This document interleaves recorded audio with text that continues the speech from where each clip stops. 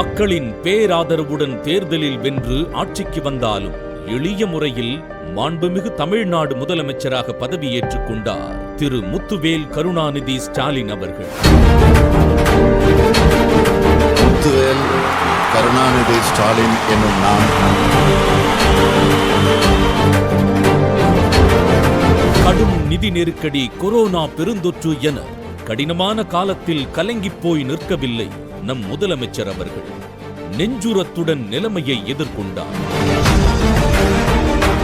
பெருந்தொற்று நிவாரணமாக குடும்ப அட்டைதாரர்களுக்கு 4000 ரூபாய், விடியல் பயணம், ஆவின் பால் விலை லிட்டருக்கு 3 ரூபாய் குறைப்பு, கோரிக்கை மனுக்களுக்கு தீர்வு காண உங்கள் தொகுதியில் முதலமைச்சர் திட்டம், பொதுமக்களுக்கான கொரோனா மருத்துவ செலவை தமிழ்நாடு அரசின் காப்பீட்டு திட்டத்தின் கீழ் ஏற்கச் செய்தல் என பயணத்தை தொடங்கியது தன்னிகரில்லா தமிழ்நாடு அரசு.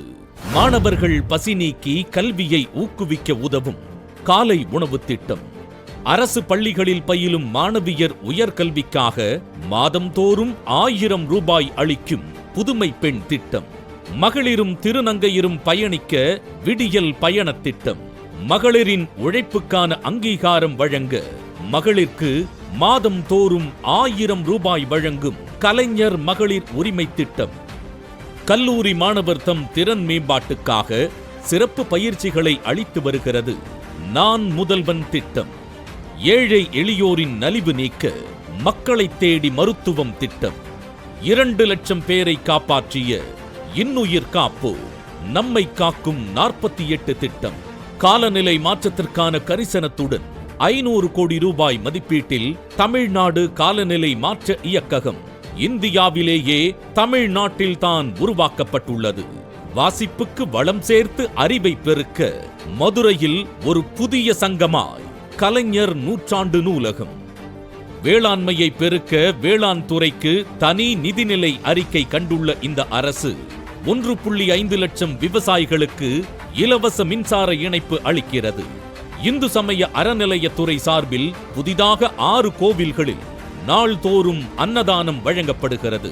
மேலும் 764 திருக்கோவில்களில் அன்னதானம் வழங்கப்பட்டு வருகிறது. கோயில் நிலத்தை மீட்டு அறம் காக்கும் அரசாக கோபுரமாக நிமிர்ந்து நிற்கிறது தமிழ்நாடு அரசு.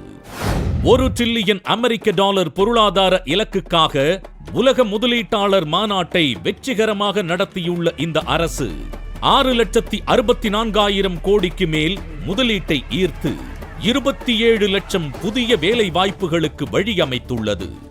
செஸ் ஒலிம்பியாட் நடத்தி உலக கவனத்தை ஈர்த்த தமிழ்நாடு அரசு விளையாட்டுத் துறையில் கிராமப்புற இளைஞர்களை பெருமளவில் ஈடுபடச் செய்யும் முயற்சிகளில் தீவிரமாக ஈடுபட்டு வருகிறது.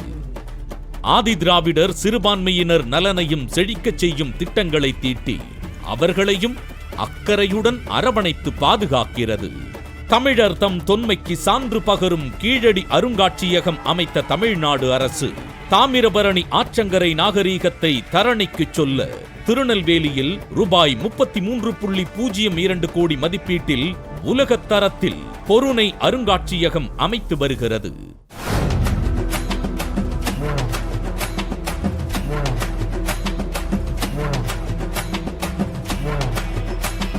மதுரை அருகே அலங்காநல்லூரில் 5000 பேர் அமரும் வகையில் கலைஞர் நூற்றாண்டு ஏறு தழுவுதல் அரங்கம் அமைத்து பண்பாட்டை காக்கும் பெருமை கொள்கிறது தமிழ்நாடு அரசு. தமிழ்நாடு பார் போற்றும் பண்பாட்டு பெருமை கொண்ட மானிடர், சமத்துவத்துடனும் சகோதரத்துவத்துடனும் வாழும் மாநிலம், சரிநிகர் சமானம் எனும் அரசியலை பேணும் சன்மார்க்க பூமி. இதை சகலருக்கும் உணர்த்த அயராது உழைக்கிறார், சொன்னதை செய்கிறார் மாண்புமிகு தமிழ்நாடு முதலமைச்சர் திரு மு.க. ஸ்டாலின் அவர்கள்.